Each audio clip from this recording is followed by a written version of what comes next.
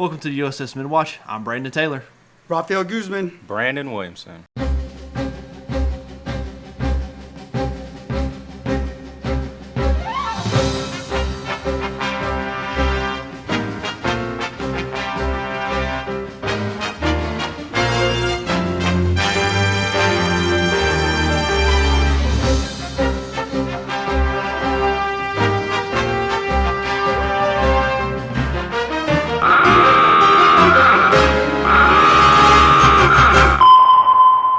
All right, we appreciate you for coming in, giving us your time today. Hell yeah. We got a few questions for you. To start out with, when did you join the Navy, and how old were you? So I was 18 years old. I depped in October, I think it was 15th of 2016, and I actually shipped out February 22nd of 2017. Yeah, just the beginning of 2017. How was A school?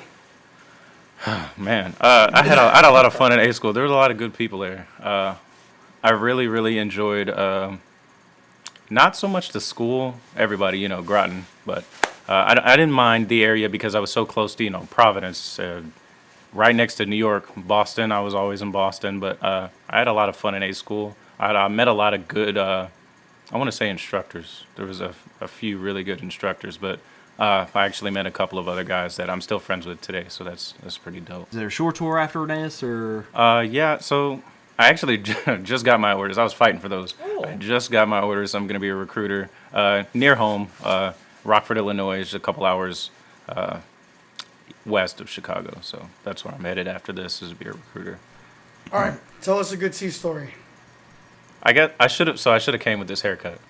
I was thinking about it. Okay. I should have came with a haircut. All right, tell us about the haircut. So my first underwear, 2018, I believe it was. I'm pretty sure. I think he's retired. Jeremy Price. He was my senior, or he was the A gang senior chief rather.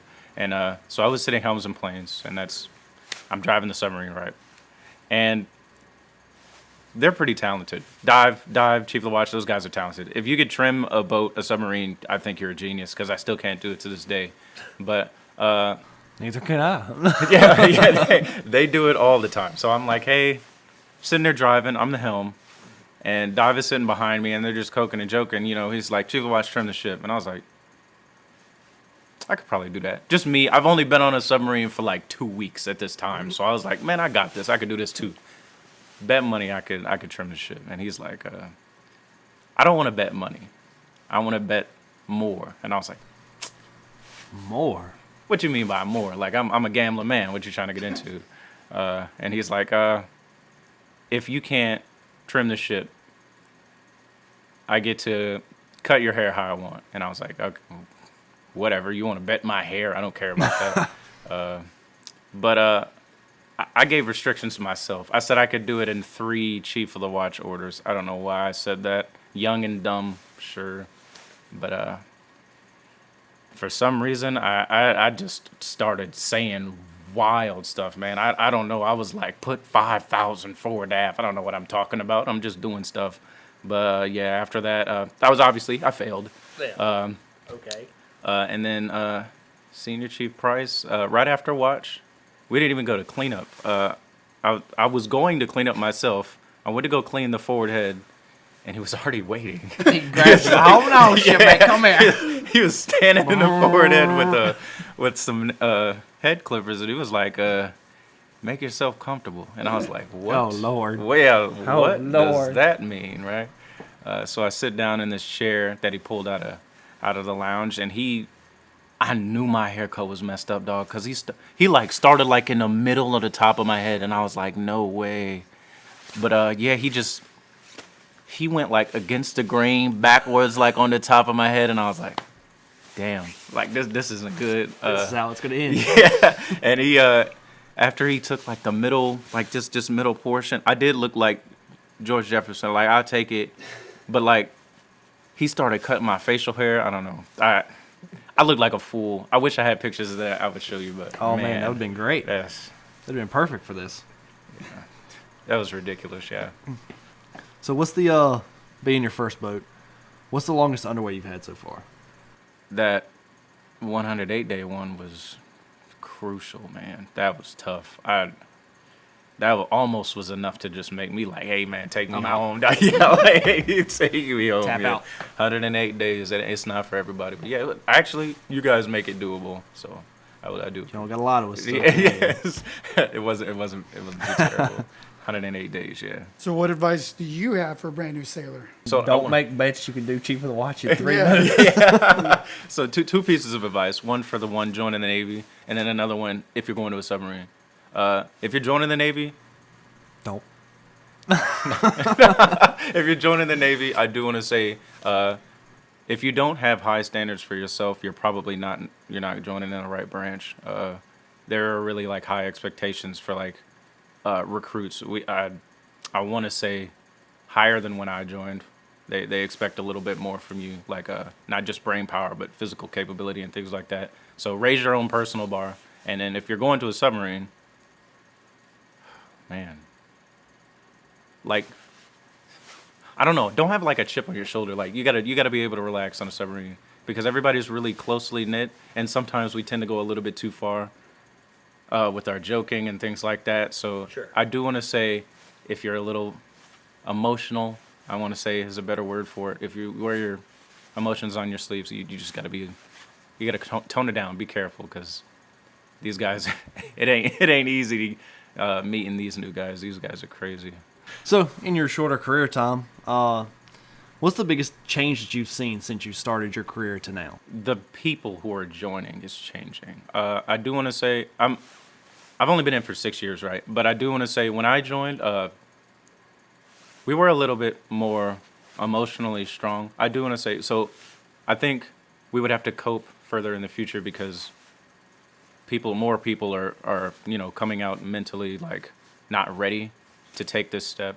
So I do want to say like the mental fortitude of the people who are joining now is just a little bit different from when we were. So I'm not saying it's a bad change, but it is indeed a shift that I noticed. I mean, you got to think with the state of the world, as time Yeah, progresses, yes. things change. Yes, right. absolutely. So absolutely, the mental fortitude will change over time. So Absolutely. that's understandable. Describe your job to someone who has no idea what you do. I'm Google Maps. That is 100% my job. I am Google Maps. I am that guy to tell you not go left, and if you do go left, I cry about it. and then Until they readjust turn? my Like, until they U-turn. U-turn. until U-turn. you U-turn. U-turn. At next that is- availability, make a Yeah. Make a left, yeah. round. Turn around. Yeah, that is definitely my job. I am Siri, doped up Siri, because I'm tired on watch. Because why not? But yeah, I'm definitely Siri. Google Maps. We've heard you're working on Chief of the Watch and ANAV. How's that working out? Man, for you? I am not working on Chief of the Watch and ANAV. That's tough. No, not ANAV, not Chief of the Watch. I will say, if you are qualified ANAV or Chief of the Watch, you have a really strong mind because those are tough. I could never be an ANAV. I don't know, the decision making that they're able to do on like a moment's notice and things like that, unbelievable. I do want to say, Senior Chief Calhoun is that was my dude, man. He was really good ANAV. Every Chief of the Watch is better than me. Obviously. Yeah, you too. Yeah, I do not ever intend to qualify Chief of the Watch. Not once. No. It was easy. It wasn't hard. Yeah. Look at you. Yeah. Look at him. No way. Shoot, I'm fucking halfway through my car. Yeah, I'm no. Boy. If you can change one thing in the Navy today, what would it be? I want to say the orders process, because So building. billeting, right? I do like if you don't vote, needs the Navy. That makes sense. But I do see a lot of times when you're first coming in, you should genuinely just wherever the Navy throws you. That does make sense. I follow that. But when someone asks for like a specific placement, I kind of think it's kind of wild how some people get just kind of tossed wherever. When I'm not going to throw any names out, but there are a couple of people who've been in the Navy a lot longer than I have, and they say, hey, I want to go, let's say Bangor, Washington. I want to go to Washington. And they say that like 8, 9, 10 months in advance, and they still get put in Guam. So it's like, what? How? I want to go to Kings Bay. Guam. Yeah, like what was the thought process behind that? I don't know. I do want to say they should probably look a little bit further into that, because that does make people want to get out like that. You get a lot of negative, because you're leaving your family. You know, a lot of negative energy is going to come out of that guy who's been in the Navy for 19 years. Understanding that's kind of a negative, what would you say are 3 benefits to joining the Navy? I will say it does teach you how to be a leader. Definitely. Okay. You get a lot of good leadership qualities. You learn a lot of things that are probably not in your bag before you get in. Like, you get a lot of good skills from here. Before I joined, I didn't know what a submarine was. Like, I'm not gonna lie. Like, I never talked about like a submarine. But when you get here, like, did you work with hydraulics before you joined the Navy? Like, ever in your life? What's For hydraulics? some, yeah, right. Like The thing on your car? You don't now. No, but Then I do know what this is. Yes. but I mean, like, working with hydraulics, I know how to deal with that.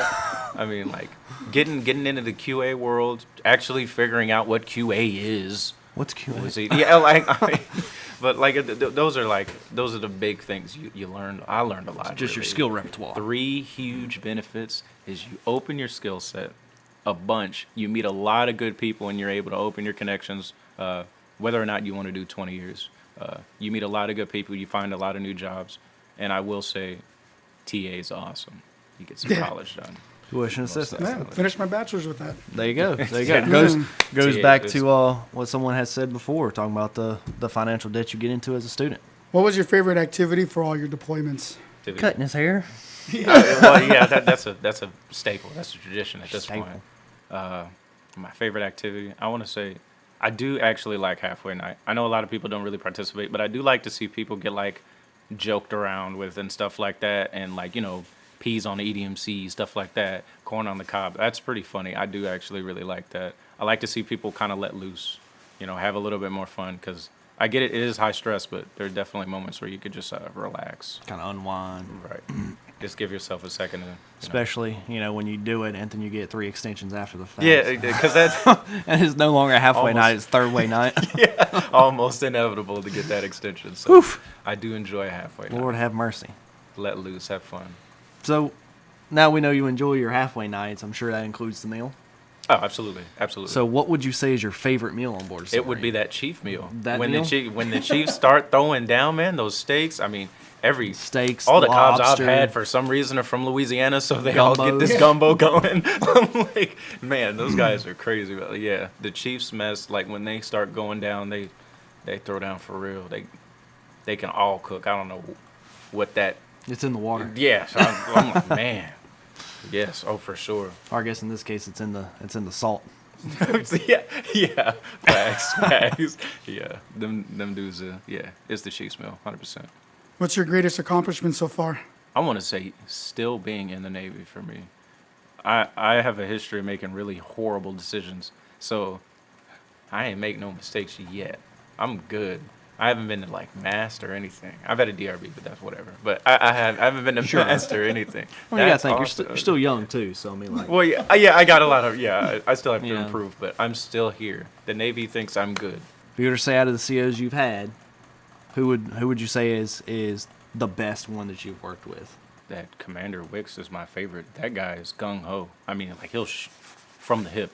He's awesome. I think his ability to like, adapt to his surroundings is really cool. I mean, even just pre-deployment nights, he's good at censoring himself, which I am borderline trash at. Like, he's really good at really just, I don't know, open-minded rather. That's a better word. And he's super well informed. He's a captain. Obviously, he's a genius, but great dude. a genius. Great dude. I do. All I right, love how Penny he Officer. he's a great dude, and I don't want to get into what he says underway on 1MCs when we're doing drills, but that guy's he's legit. Are you planning to re-enlist? I already re-enlisted. Oh, okay.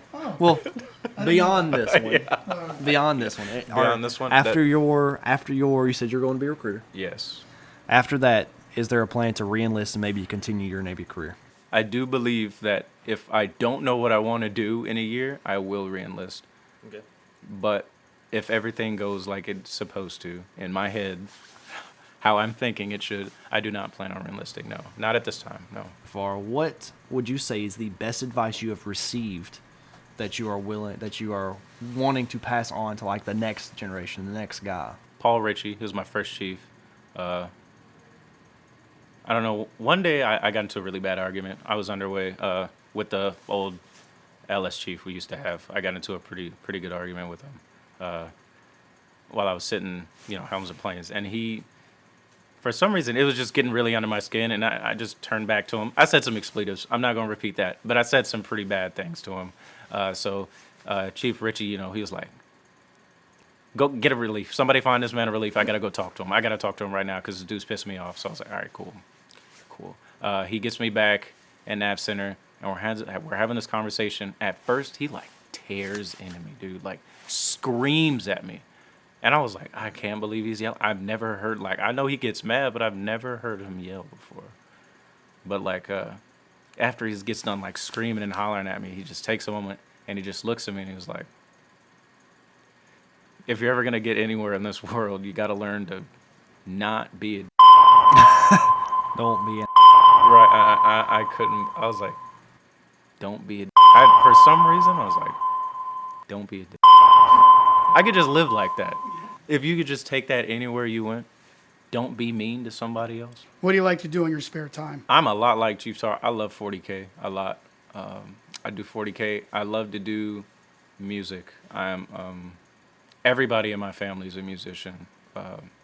My sister is a very good singer. She actually plays the mandolin, I believe, now. I wanted her to play guitar, but she's weird. The man she's with also plays trumpet. Man, everybody in my blues action, family. maybe? I wish.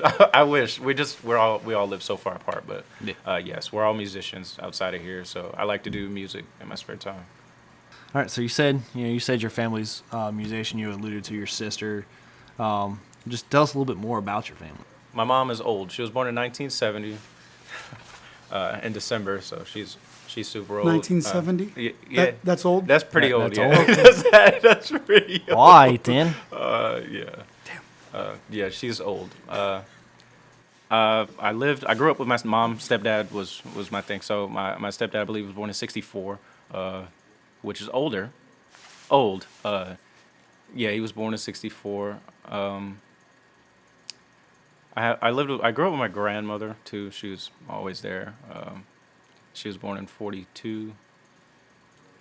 And my brother and sister now. My brother, I have a lot of siblings, really, half siblings. My dad was a little, promiscuous growing up, so I do have a lot of siblings. But my immediate sister and brother, Aaron and Alicia. My mom's name is Nicole. Stepdad Darwin. That was pretty much the immediate family. I also grew up with my uncle. He was always nearby. Him. I want to say his family when he got married. Yeah, they were around as well too. But that was for the most part what we were. Just us six. What's the most trouble you've ever gotten into that you're willing to admit? When I was a kid, I was bad. Obviously, I was a bad child. I was a horrible child. I was out running the streets. Yeah, I was a horrible child. But this one is it's a little more less troubly, but it's one of those I'm disappointed, those situations. When I was younger, I was always bullied by my brother. Always. Helped you get the thick skin. It's good. I got through Builds that. character. But, yeah, builds character. But my brother one day, he was getting on my nerves all day, man. He was just the other day, I remember vividly that man. I actually pushed him down the steps, but Oh my God. that wasn't that bad. He threw a suitcase at me, so I pushed him down the steps. But it was all building up to this moment. My sister actually kicked me so hard I left the ground. This was a rough time for me. I was getting on their nerves as well. But yeah, one day we were sitting in a van. My uncle was driving us around. It was my mom's old green van. But one day they were just nagging me, man, and I got in the driver's seat while we were parked at a gas station. And I took the car to neutral, and we started to drift backwards into oncoming traffic. And I have no idea to this day why I did that. I'm like, we could have really just died. No, I just put the car in neutral, and we're all just sitting in the car. And the car is drifting backwards, dog. And my uncle comes out of the gas station. And he's watching this car drift backwards, and he turns in like Hercules, dog. He gets behind the van. Instead of opening the door and putting it back in, like a smart person would do, gets behind the van and pushes it all the way back up this incline that we're on. gets, I don't know how he had the time to do this, but like runs up to the door, hurries up, puts it in park, and he said, "What happened?" And obviously they're gonna snitch on me. It makes perfect sense. Well, Brandon did And, this. Dog, he pulled me out of the car in the gas station and Whoop your ass. beat the hell out of me, man. Like right there. Took me home. Mom beat the hell out of me. Stepdad beat the hell out of me. Other uncles came by, beat the hell out. I couldn't believe it, man. I'm like, I'm getting tossed right That now. sounds sounds like the typical 80s and 90s kid. I'm like, I'm getting cooked. Jesus. Man. What the hell did I do for it? Oh, come on now. Yeah. Lord have That mercy. I felt like that was like, oof. And I got a speech too. Oh my God. So, have you since you've been on board, have you been to a critique? I learned a lot from, we were in dry dock. It was a huge overhaul. We were like changing out a bunch of stuff in the control room. You guys remember that. And we had a critique because we had like one maintenance item under the same like one job, and then we just did a whole bunch of things under that same job and same tags. So that's bad. Don't do that. But we did that and we messed that up really bad. But I got a lot of the critique because this was our old captain, Commander Payson. He said one thing that like kind of resonated with me. There was a situation where I want to say like he asked someone if it was their fault or not. And just because that person didn't, take immediate accountability for it, he wanted to throw him like every single piece. Like he wanted to like mask him and take everything. But I do want to say like you learn a lot about accountability from critiques. Like own up to what you did wrong. If it's your fault, take responsibility, stuff like that. So I do want to say I learned a lot just from that one specifically, accountability wise. Yeah. All right, so now that he's gone, let's get back to the actual story. Okay, so we've heard that you have this special skill, if you will. All right, heard you have a special skill. We have a prop here. That's a big ass problem. That was the biggest one they had. Heard you have a special skill here. You may or may not have a gag reflex. I just happened to bring a banana. I just always carry one with me. Pocket bananas. It is true I do not have a gag reflex. I can like brush the back of my tongue too. It's pretty great. How do I throat this without looking sus? You don't. That's the problem. It looks kind of sus if you like do it in public. That's the point. That's exactly why we're doing this. Why are you? It's like watching through the camera. Come on, that's as far as I you're gotta going do to this whole. Yeah, I'm not definitely not gonna take this whole thing for the You probably swallow namesake. Is this a good shot? Your The side view? over here. I'm kind of skeptical to do this now, but I don't want to take like too much of it because then you guys are gonna like say, "Was that a good shot?"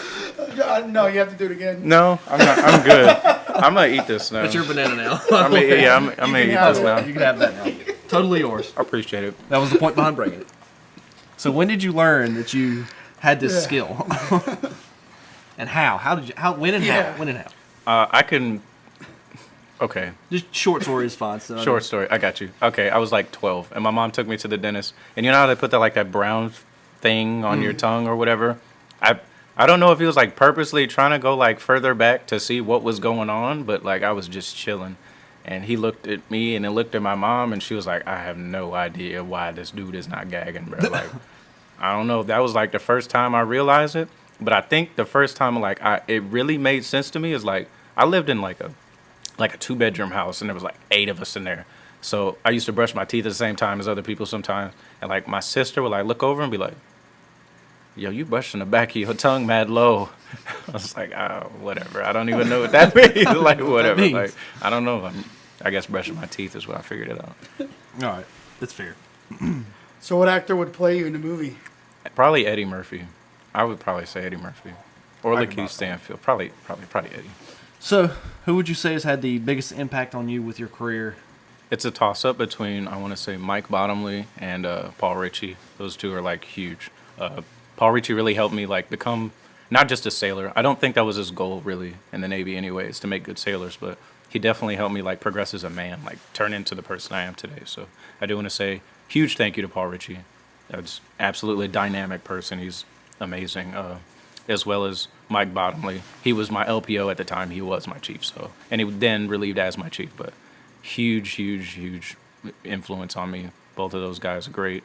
And if I were to see him right now, I'd probably just give him a hug. I would probably cry if I saw Mike because of recent events. But I love both of them to death. Yeah, definitely. Handshake, hug, all that good stuff. Yeah. All right, select any submarine present or past that you'd like to dedicate this episode to. Montpelier, and it's for the reason Mike Bottomley was on the Montpelier when they had a collision in 2012. And he doesn't recognize it as trauma, but that is trauma, Mike. Think about your future. That is trauma, please. It's funny you say that. He did mention to me one underway. He was like, "Man, I still can't believe the head valve's so loud." I'm like, "What do you mean?" He's like, "Every time it happens, I freak out because I think we're getting hit." I'm like, "Oh my god!" Yeah, I'm telling, dude, that's trauma. And then bro. I was like, "What do you mean?" He's like, "Oh, I was on the Monty P when." Oh, now this makes sense. That is yes, absolutely. Okay. Shout out to that boat and everybody who was there. You guys are strong. No injuries though. There were no injuries on either side, but definitely there is trauma there. Yeah. Shout out to those dudes. Absolutely. So, what would you say your favorite submarine movie is? I actually personally hate every single submarine movie, but Crimson Tide is great. Okay, I gotta go Crimson Tide. that's fair. The worst one is Hunter Killer. That's terrible. Really? Oh my god. Yeah, it's awful. Don't watch Hunter Alrighty then. Killer. Mental note. I still haven't seen it. Oh really? Don't. Still have not seen it Don't yet. watch it. Any last words you'd like to say? So my reasoning behind being a recruiter is because I come from a not so great area, right?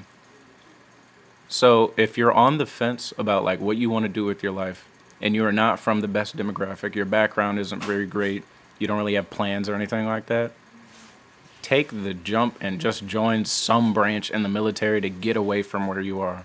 You got to get away from where you're from if it's not so great. That's really it. I just, if you're not thinking 20 years down the line about what you're going to do, you're really not thinking anywhere near where you need to be. So if you're scared, join the military. They'll pay you for some reason. And they'll pay you for some reason. They'll- Disregard the fact you're doing a job. yeah, They'll pay you for some reason. They'll pay you. You'll get paid for it. And so the time away and everything. Yeah. All right. Thank you for being a part of this. We've been on the boat for the last 4 to 5 years. All I can say is we're whether underway or in port and it's below decks, whatever, you go to Nav Center and you're there, it's always a good laugh. Hell yeah. It's always a good time. I And get you it. leave a little A little happy. happier, a little better. Like, oh, that was fun. And it's thank you for all that. That's all I Hell got to yeah. say. A lot of good laughs. Hell yeah. And again, go ahead. I'm kind of sad that I'm leaving the boat. Yeah. It's just the people, not the boat. I promise. That's guys are ultimately what it comes down to. Believe me, I've been there. And again, But- thank you for doing this. Yeah, Hell we appreciate you, brother. Thank you guys.